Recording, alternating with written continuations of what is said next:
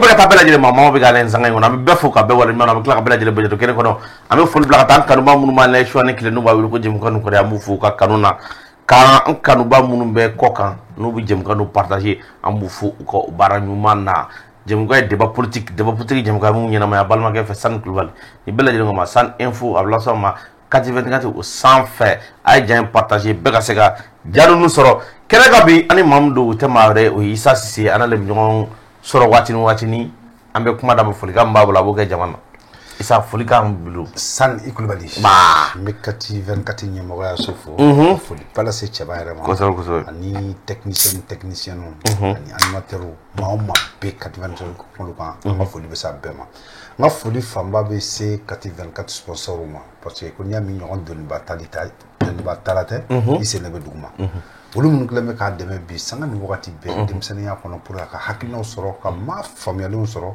ka na kuma plateau nin kan ka kunnafoni di maliyɛnw ma tuma min na kunnafoni kɛra kunnasiri maliyɛnw an ka foliba bɛ 424 maaw ye ka bɔ kɔnɔ k'an ka jamana ɲɛmɔgɔw fo minnu kɛlen bɛ ka maliko kɛ fɛn ye bi ni maliyɛn bɛɛ b'i yɛrɛ retrouver a kɔnɔ donc son excellence le général Assimi Goïta an ka foliba b'i ye général Maliki Diaw an b'i fo général Sadio Camara an ka foliba b'i ye général Maki Diaw an b'i fo CNT kɔnɔ an n'a membre bɛɛ k'an yɛrɛ ka président fo docteur Alfuseni Ouattara président de la vice-président de la commission de défense et de sécurité CNT an ka foliba b'i ye Ouattara ka tila ka Ismaël Ouague fo ani le général Daoud an ka foliba b'i ye intérieur la le général Modibo Kone l'excellence an b'i fo sécurité d'État et encore le général Abdoulaye Maïga foliba b'i ye primature la n'i ka cabinet bɛɛ lajɛlen sani ni n bɔra kɔnɔ n b'an ka cɛkɔrɔba fo Badramani Fofana ala ka sini kɛnɛya di cɛkɔrɔba ma ale de ko Mali bɛ jɔ diɲɛ don o don prévu b'a ɲɛkɔrɔ ba ala ka sini kɛnɛya d'i ma beleku n'i ka kabila bɛɛ ani denbaya bɛɛ lajɛlen n bɛ n baw ni n dɔgɔninw ka foliba b'a bɛɛ ye n'an bɔra kɔnɔ ka bɔ kuma la san n bɛ professeur Amadou Toumani Touré fo cɛ kelen bolo caman cɛ kelen ni hakilina ɲuman cɛ kelen min bɛ farafin yiri dɔn n'a bɛ yiri ŋɔmɔ dɔn a bɛ yiri fara dɔn a bɛ yiri lili dɔn a bɛ furabulu dɔn a bɛ bin dɔn ale de ko n'a ma se ka hadamaden furakɛ bin na ɲɛna qu'il mérite d'être fusillé n ka foli b'a ye tiɲɛ don général ye min kɛnɛ yɛrɛ ye n yɛrɛ b'a dɔn ka tension ban hadamaden na san 22 tile 4 o n'a ta bɛɛ lajɛlen bɛ jɛkuyɔrɔ sɔrɔ diɲɛ don o don depuis an y'i ka kuma fɔli daminɛ adamadenw b'a fɔ don dɔ ko Sise k'i ka cɛ bɛ fura dɔn an y'o témoignage sɔrɔ sida tɛ sida ye bana tɛ bana an ye bana o bana fɔ diɲɛ na n'a bɔra Mali kɔnɔ Mali kɔ ka diɲɛ dugukolo bɛɛ kan an bɛ nouvelle sɔrɔ don o don ko cɛ ka fura k'u t'a dɔn fɛn min don général ko k'i fo k'i waleɲuman dɔn ale de ka numéro 79 22 17 49 a bɛ cité des infirmiers la 15 ans Touré. Merci beaucoup San. Merci beaucoup an b'i fo Isa événement ka ca dugu kɔnɔ parti politique cili ko kuma conseiller ministre an bɛ sigi mɛ k'a kɔnɔ a bɛna ci wa a tɛna ciya sanga ni kunkurun n'o ka bɔ a kow kalama Isa a ko ɲɛ bɛ cogo di San ni parti politique ma ci ka bɔ Mali kɔnɔ Mali tɛ jɔ diɲɛ kɔnɔ i y'a daminɛ parti de kɛra sababu ye ka maliyɛnw fara parti de kɛra sababu ye ka duw fara partout de kɛra sababu ye politique de kɛra sababu ye ka maliyɛnw kɔ don ɲɔgɔn ma politique de kɛra sababu ye parti politique kɛra sababu ye ka maliyɛnw kɛ kunfinw ye an tɛ kalan ka kalansow la politique de kɛra sababu ye ka jamana baara cakɛdaw k'a bɛɛ lajɛlen feere k'a ba k'a barade politique de kɛra sababu ye jamana minnu tun bɛ siran Mali ɲɛ k'u ɲɛ don Mali la politique de kɛra sababu ye ka maliyɛn yɛrɛ fili a yɛrɛ ma bi maliyɛn tɛ cogo min dɔn n'an dun ko ka Mali kura dilan o tɛ se ka ɲɛ fo ni parti bɛ ci maliyɛnw tɛ se ka fara ɲɔgɔn kan tant que parti 300 bɛ jamana in kɔnɔ maliyɛnw tɛ se ka fara ɲɔgɔn kan maliyɛnw tɛ se ka sabali bi mana ta circulation na bɛɛ ko n jiw don o tɛ se ka ban Mali kɔnɔ ni parti bɛɛ ma ci sani ka parti bɛɛ ci ka parti kɛ 2 dɔrɔn ye Mali kɔnɔ. Le Mali n'a pas besoin de 5 ou de 6 partis. 2 partis politiques, c'est tout.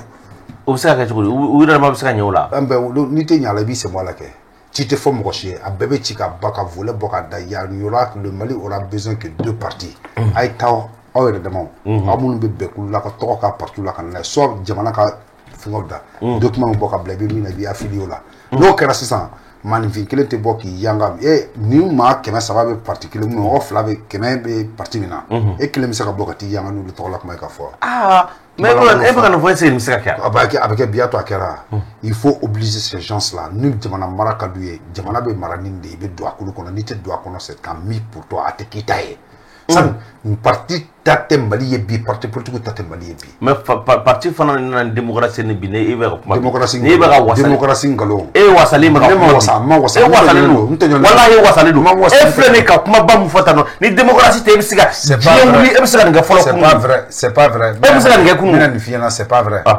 démocratie ma nana démocratie ma bɔ ka fɔ Musa k'a ka fanga bila n'a kun tɛ se ka fɔ mun na o y'o fɔ cogo di Musa ka wasali e bɛ se ka kuma Musa ka parti la bɛɛ da de ne ma sa bɛɛ kumalen yan bɛɛ da de ne ma sa bɛɛ kumalen yan hadamaden n'i ma ɲi bɛ kuma dalu ka k'i la mɔgɔw ye ka kuma i bɛ kuma ɲɛnama de fɔ min bɛ faamu hakili t'i la miiriya t'i la k'i sigi dɔrɔn ka kuma dɔ bɛ baro la ka n'i sigi k'o kuma fɔ o ye jamana jɔ de ya démocratie ye mun de ye jamana ni tiɲɛli tɛ ko bɛɛ ka kuma démocratie min sigira nkalon kan démocratie min nkalon tigɛ a denw ye démocratie min taara su ta ka n'o présenter ko armée y'o faga ka sɔrɔ tiɲɛ tɛ démocratie minnu wulila ka na mɔgɔw ta carte de martyr dilan nkalon kan yan démocratie minnu wulila ka jamana bɛɛ lajɛlen sugandi k'a bɛɛ sɔgɔ k'a bila ɲɔgɔn na nkalon fin a ma ɲa musow ka wuli ka fini suru kɔgɔ la ka taa kaburudo kɔnɔ k'u lankolon bila k'olu jɔ ko Musa danga u ye Mali de danga Mali ta danga kɔnɔ nin yan u b'a ɲini a musow fɛ n'a ma fatu a ye taa fini siri kɔgɔ la ka don kaburu kɔnɔ ka yafa ɲini Ala fɛ dɛ a y'a kɛ nkalon kan a ma ɲa nkalon don démocratie sigila nkalon de kan démocratie na mouvement démocratique y'an nɛgɛn ka jamana in ci nkalon de kan mais san min ɲininka n'a sɔrɔ n'o cira nkalon kan démocratie la Musa bɛ minɛ kɔnɔ CNT tun bɛ Mali kɔnɔ munna démocratie nana k'a ci munna u y'a feere les 21 premiers multimilliardaires là c'est fait créer sous l'œil impuissant vraiment du premier président démocratique du Mali société entreprise ou ka jamana bifurqué ka banga kalanko saboté ka don galabala ne ma na ya suna Musa be mina domina ka jena ni doléance be ku kana ka jagasi ngon ko teke ka jena na be ko yelema ka domina be jena be Musa be la harabi tiye de bangena jamana kan ni démocratie nambe ni na tenya et puis me kelen finyana ambe barka da ala ide uye prophétie bɛɛ k'an bolo Mali kɔnɔ yan prophétie awɔ ko mun la démocratie bɛna tuma min na k'olu faw y'an faw mara k'olu yɛrɛ ye anw mara k'u denw bɛ taa kalan kɛ ka n'anw mara ɔ Ala y'o prophétie kɛ nkalon ye u ka mara kɔnɔ a fanga tiɲɛn'u bolo u ka mara kɔnɔ u ma se k'anw mara u gɛnna ka bɔ fangaw la yan ɔ u den minnu n'u ye jamana bifurqué ka jamana feere k'a ba k'u denw bila ka taa kɔfɛ ka taa kalan kɛ a dɔw nan'u yongo jamana cira olu bolo yan a dɔw ka caman aratira filanan minnu nana kusi filanan minnu nana olu melekelen m'an cɛla yan n'i ye jamana banques n'a société n'a entreprise a bɛɛ lajɛlen y'o ɲɛmɔgɔ ye yan Orange kɔnɔ o bɛɛ bɛ fan bɛɛ fɛ u ɲɛmelekelen b'an na yan an k'u ma de u k'u sigi k'a lajɛ anw ma bɔ an ma taa kalan kɛ an kalan balila yan an bɛ an kalanna yan de an b'an ka diplôme bɛɛ sɔrɔ o kumana an bɛ k'u makɔnɔ u ka na débat de dayɛlɛ la a kalanko tɔ an b'a ban u bɛ démocratie kuma na u tɛ ka dɛmɛ dɛ u faw n'u baw ye baara min kɛ jamana u bɛ k'o de défend u tɛ ka démocratie dɛmɛ parce que olu ka hɛrɛ sɔrɔ olu de kɔnɔ sani tiɲɛ de bɛ fɔ jamana in kɔnɔ jamana in bɛ jɔ de wala i tɛ se ka bɔ o la ka na k'i bɛna nɛgɛ k'e bɛna kɛ avocat des causes perdues k'e bɛna o défend i bɛ mun de défend des bilans négatifs i bɛ mun de défend des bilans pourris i bɛ mun de défend e bɛ mun défend yan ko démocratie ko les principes démocratiques quel principe ils ont dit tout et son contraire. Démocratie il y a béqué à n'a contraire. John de Malien que achat de conscience ya. John de awa kalantia. Quand belge ne que tangini na John de akea. Ka jeune diplômé au caisse fere kala ye suku ba kono bi John de akea.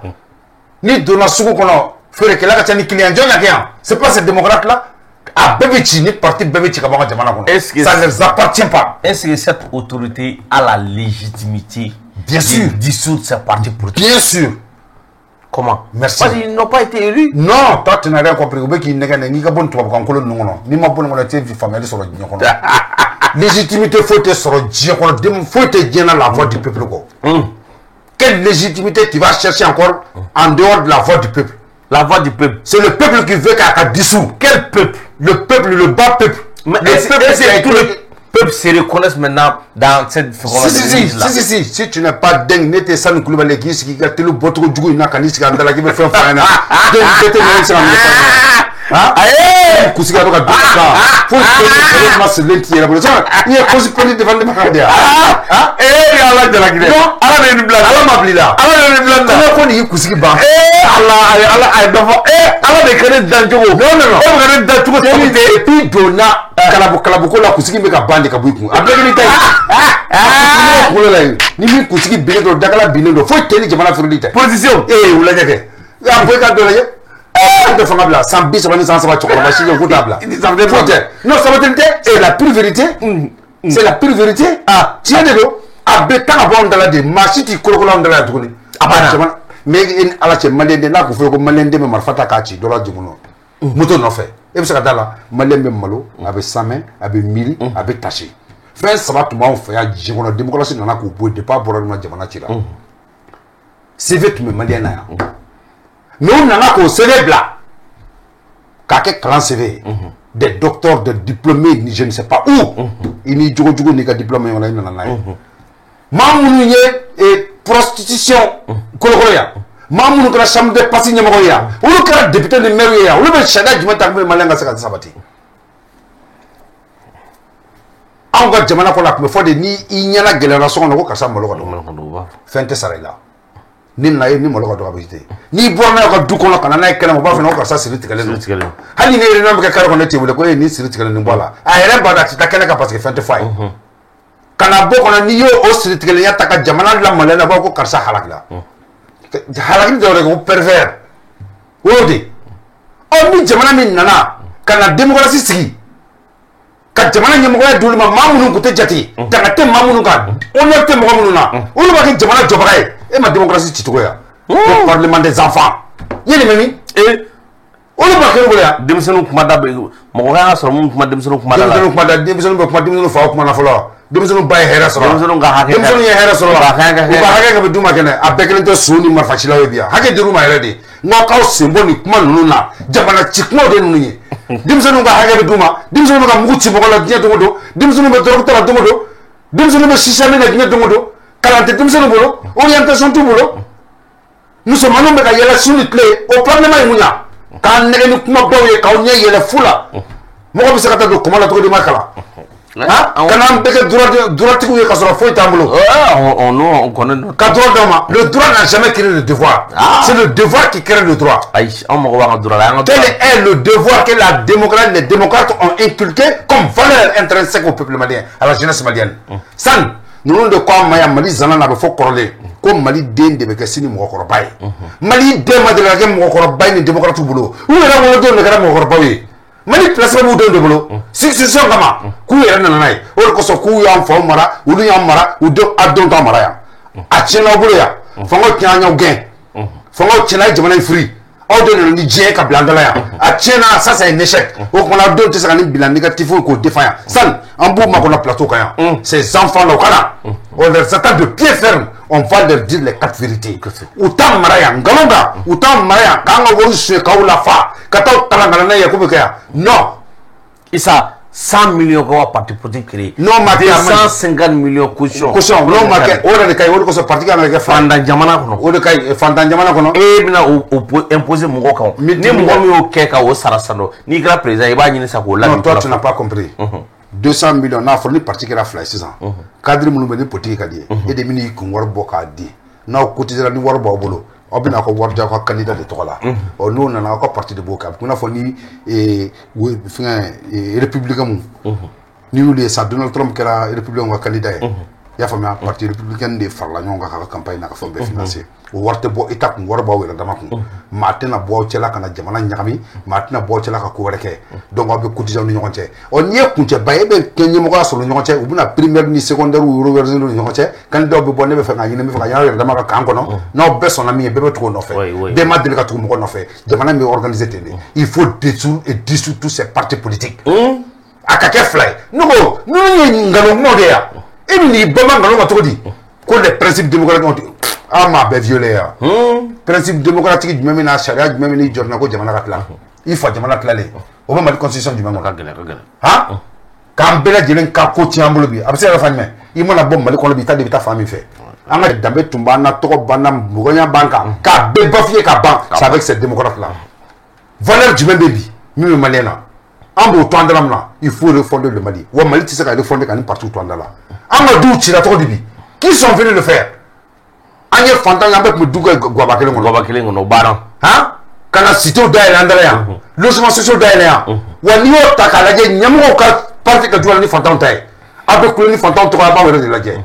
Ka fanga ni awere ka fanga da awere ma ka bele jele berne ka bele jele ni o ala inde suno ko sa faut ni don ko ma jamali kono il faut détruire tous ces partis politiques na fa faut ta la jamana kono tielite na jamana ka na fo bodje do do sengem bana fo te sengem do ko te malewna wulu ko sengem bana ko fende malengu mais ba girin jamana ko war na fa ko du sengem ba to du sikilebe wallahi le ko nga chade poivron nga gelende medjan fede jabadi ngana te sorode sumbala te sorode e mi me ko fo bena woni ni kay to sumbala ni na ka baye la tuni tiene ni faut ni do dugu de kuma je il faut dissoudre ces partis politiques ala ya dugu je en kumba krobi donner 5 ans d'office à Assimi Goïta avant président de la République avant de donner 5 ans à Assimi ambe boy dimashi en munu nga parti di ka ngayre onke ngayre manake jamu mana bola amena mobilisation baké ala ambo de yini tare ay palais diana tare ay palais dian position wo tare am men de yini wa fete am men yini wo am men de yini amana mena ira la ko jamari banko ko peuple banko subhanallah ko population di bi en parti potu fait na ira bola c'est le parti politique qui construit les pays. Naobora. C'est le parti qui construit les pays. C'est pas vrai. C'est vrai. C'est pas vrai. Naobora. Monake. Amba be kondi armée be boka o kondi ka sira daila abita marche qui fait. Mais c'est faux c'est babugo. Mais le kay marala c'est babugo. Abita frona yi. Mais mumé en politicien on a fait les gars jamana. Faut que Dieu le fasse. Non. Faut nous sommes très clairs. On est bien hakli jabo politique. Politique jamana se ka taje tuguni. On prévu ira jamana akli jagaba ko ta wor jurta. Akli jagaba ko ta wor nyakami. On diga mo jël ka juruk mo la. On démocrate de grâce. Mo jël ka juruk. C'est pas vrai. C'est pas vrai. C'est grâce à nous. C'est pas vrai. C'est pas vrai. C'est pas vrai. C'est pas vrai. Les partis qu'on a mis du temps pour construire. Et vous voulez mettre tout en air. Nous ne serons pas d'accord avec ça. C'est pour violer. Quand vous faites ça, vous allez violer la Constitution. La Constitution dit la Constitution a été violée en 2012. Vous étiez où? La France est venue imposer la division du Mali. C'était écrit dans la Constitution de diviser le Mali. Hein? Le démocrate est allé signer, c'est le fait unilatéral. Le premier ministre incapable est allé plonger l'armée malienne dans un conflit, je ne sais pas où. Boubé est venu dire que oui, l'armée malienne a commencé un combat d'envergure, ça s'améliorera. Quand a démissionné le lendemain. Et nous, nous sommes mouillés. Et nous, nous maintenant. Non, on s'en fout. Aya Betia, Odea Beke. Vous avez violé notre constitution. C'est les démocrates qui ont violé la constitution. Pourquoi? Un président démocratiquement élu, des démocrates se réunissent pour dire vraiment qu'ils laissent le pouvoir. Il y a une démocratie maintenant.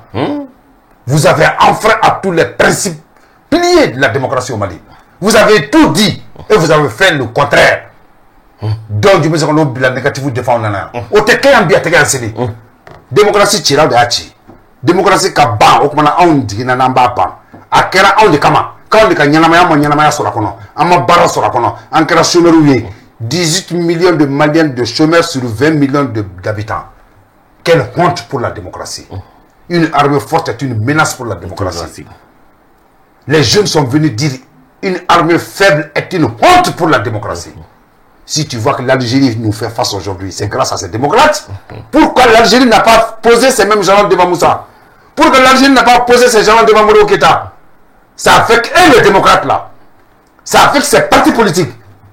Ce sont eux, c'est l'ADEMA qui a refusé de voter Soumaïla pour aller voter à un candidat indépendant. Quelle démocratie vous allez nous parler encore?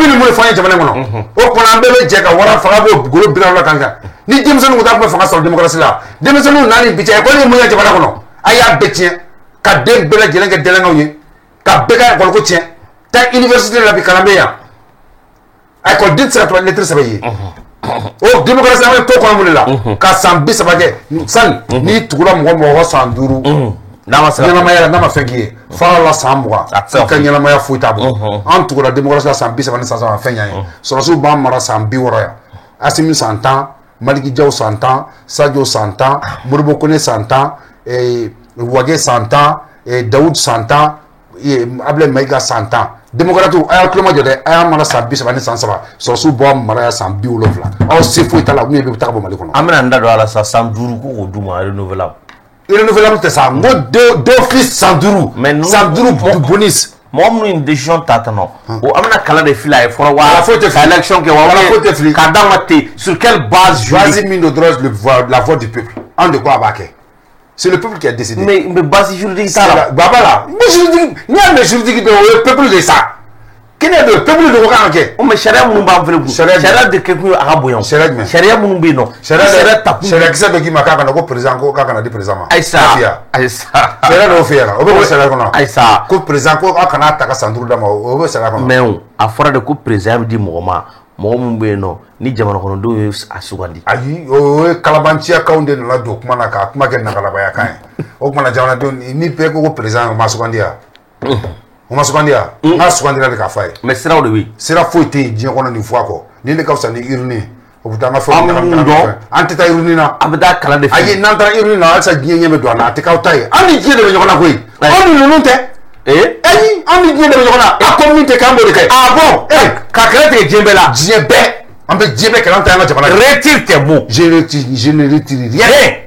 retire tes mots je refuse catégoriquement e ka kɛlɛ tigɛ diɲɛ bɛɛ la diɲɛ bɛɛ munna diɲɛ ko anw tɛ taa an bɛ masakɛ sigi an fɛ yen san 10 aw ka ko foyi t'a la n'a ka d'aw ye a ye na baara kɛ Mali fɛ bon sariya mun b'a ni diɲɛ cɛ diɲɛ b'a tigɛ ka bɔ an na o la aw de sababu la to diɲɛ b'a tigɛ ka bɔ an na ka sɔrɔ bi tɛ yan ni diɲɛ b'a ka sariya bonya diɲɛ bɛ na k'e ka jamana ka tila depuis 2012 wa nin kun bɛ yan han kana ko Kidali ka tila diɲɛ ma n'o kɛ yan jamana 89 mana Mali minɛ Maliyɛnw na yan ni diɲɛ kun mɔgɔw bolo a b'o kɛ yan i tɛ fara diɲɛ na k'i yɛrɛ ɲini e mɔgɔ min tɛ diɲɛ fɛ yɛrɛ diɲɛ fan dɔ tu es le tiers monde i tɛ diɲɛ fɛ koyi e ye diɲɛ fan dɔ de ye wa e bɛ mara cogo min na an y'o de f'i ye article 28 démocrates maralen bɛ n'o de ye u bɛ k'o de appliquer anw kan yan an y'a fɔ Maliyɛnw ye u t'a dɔn bi u t'a dɔn sini la démocratie elle-même a été mal comprise par ces démocrates là n kalannen don dɛ n bɛ nin kɛ tan Sunjata kun kalannen don wa ayi Bɛɛba kun kalannen Firuni kun kalannen don wa Damaso kun kalannen Samaɲana Basi kun kalannen don wa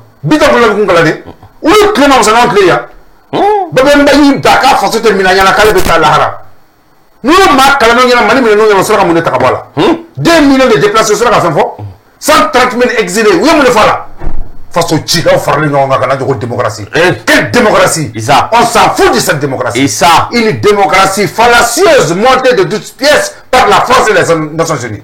Non, on n'en veut pas. Nous voulons pas la France sans la peuple. Moi, je l'ai accusé. La France est la ville merveilleuse. Mon cher ami. Il y a des belles choses en France. Moi, je fais... J'aime le parfum français. Oui.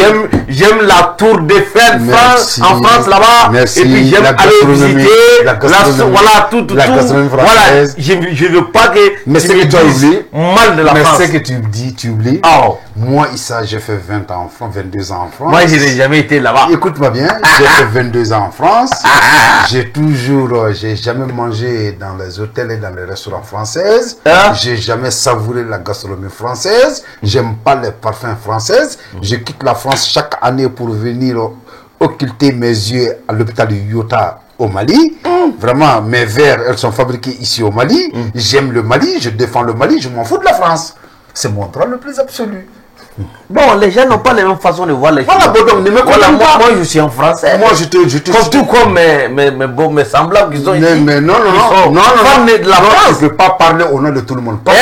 Il y a beaucoup de Malais qui aiment la France. Non. Soyons clairs. Moi, j'ai fait 22 ans sous le pied vraiment de cette politique fallacieuse menée par la France sur notre sol.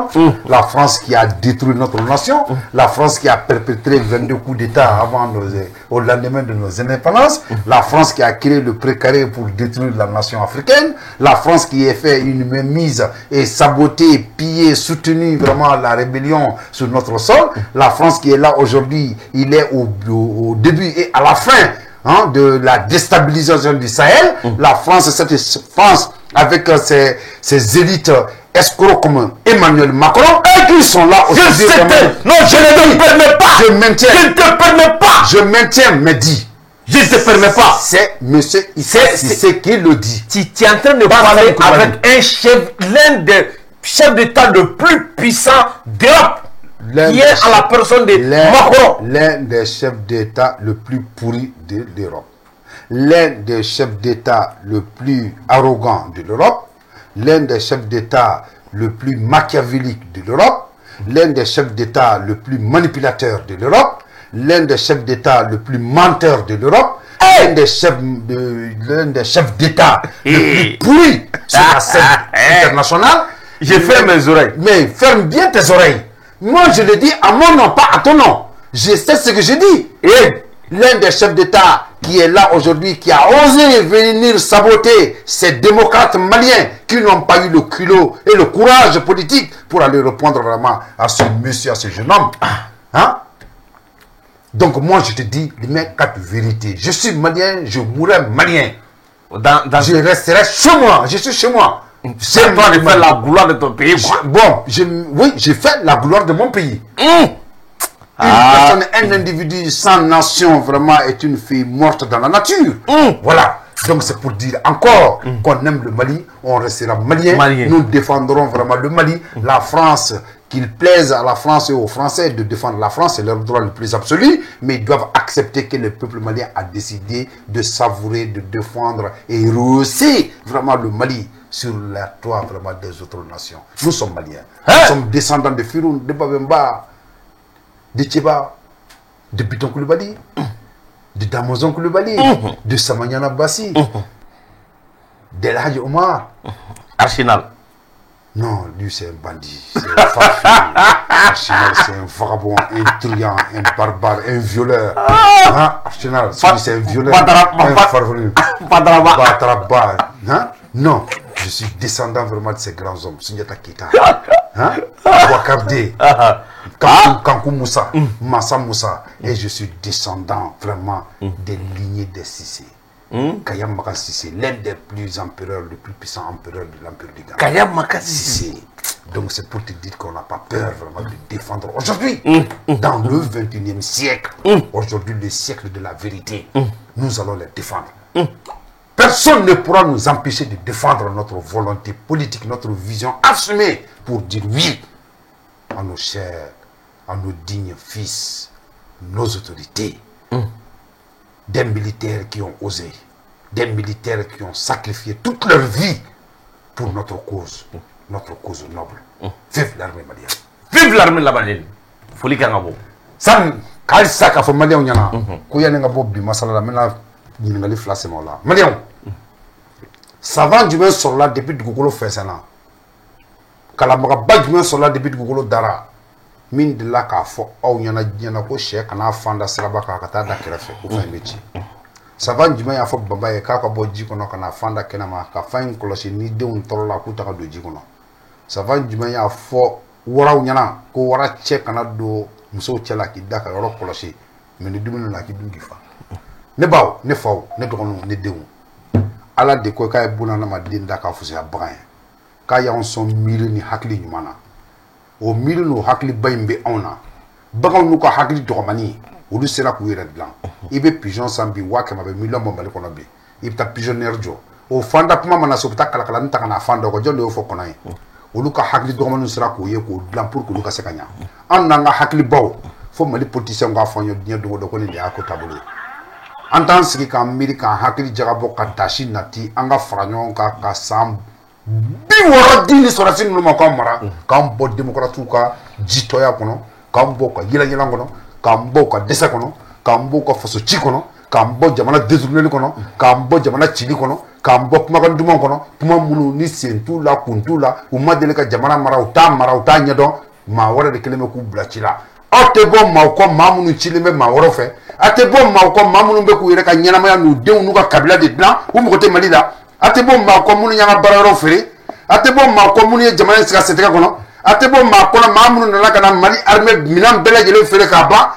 ate bo ma ko ma munu keleme ka mali on de ce diplôme na ka diplôme ndo ma kalan tabulo bararo tabulo ate bo ulu ko angansi ka hakili mili ka jagabo ko jam Mali tise ka jonna ngirete ko Nations Unies tise Amerique tise France tise Allemagne tise bien jamana tise ko na farla ñogon ka Mali bo sanfɛ an ga ñini duguma ko sanu b'an fɛ yan pétrole bɛ yan diamant bɛ yan lithium bɛ yan uranium bɛ yan zinc bɛ yan lélium bɛ yan thélium bɛ yan jamana kɔnɔ diɲɛ sɔrɔ foyi tɛ min d'an ka jamana kan yan hydrogène b'an fɛ yan kango fara ɲɔgɔn kan k'o baara k'o ban an ka ɲɛnamaya kɛ hɛrɛ la yan'an sa wagati cɛ kun foyi t'a la nin politicien n'an ka ɲɛnamaya kun fila dɔrɔn don wa an ta bɛɛ kelen ye u b'a fɛ k'u ta de ɲananw ta ye ka bange ka sa a banna olu bɛ fɛ ka sa sacogo ɲuman na ka bange cogo ɲuman kɛ k'anw ka bange kɔlɔlɔ la an ka laban o tɛ kɛ an t'an t'u bolo u ta taa ɲɛ dɛ an kun ye juru dɔ de d'u la u ma se k'a dafa o kumana an tigɛr'u la ni nkalon ye sira ta k'a y'a kɛ ni sɛgɛsɛgɛli kɛra ka nkalon ɲɛdɔn tigɛna de bɛ na ni tigɛna nana danaya tɛ yen ni danaya banna an tɛ segin an kɔ fɔ ni diɲɛ wuli tɔ cɛ bilen maliyɛnw k'a fɔ ka waleɲuman dɔn k'a fɔ an ɲɛna ala k'an bɛɛ sigi ɲɔgɔn na vraiment wassalam. Merci beaucoup Issa Cissé kuma bolokɔrɔ bi j'espère que jɛmukan faama caman sɔrɔ an b'a ɲini ma fɔ k'a partage bɛ ka sɔrɔ a k'an bɛn diɲɛ waati wɛrɛ